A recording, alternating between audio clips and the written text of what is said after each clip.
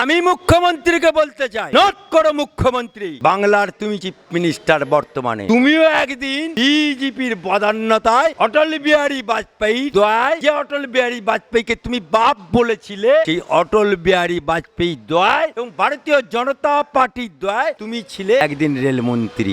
আর তুমি রেলমন্ত্রী থাকাকালীন যে দুর্ঘটনাগুলো ঘটেছিল, কেন ঘটেছিল জবাব তুমি দিতে পারবে? তাহলে তো বলবো দুর্ঘটনাগুলো তুমি রেলমন্ত্রী যখন ছিলে কেন তুমি পদত্যাগ করোনি? কেন সেদিনকে বিজেপিকে বলনি যে আমি রেলমন্ত্রী থাকবো না? দায়টা তুমি তখন নাওনি কেন? তুমি যখন রেলমন্ত্রী ছিলে, তুমি যে ডানকুনিতে কারখানা করেছে এবং কারখানা করে আজকে ডানকুনি ডুবছে, অথচ ডানকুনিতে কারখানা করে বলেছিল বেকার যুবকদের চাকরি হবে, একটা লোকেরও চাকরি হয়নি। আজকে ডানকুনিকে ডুবাচ্ছ তুমি, আজকে সে দায়টা কে নেবে? আজকে মুখ্যমন্ত্রীকে বলতে চাই, আজকে তুমি বাংলার মুখ্যমন্ত্রী হয়ে বাঙ্গালকে তুমি কাঙ্গাল করে দিয়েছো। চোরের মায়ের বড় গলা, তাই না?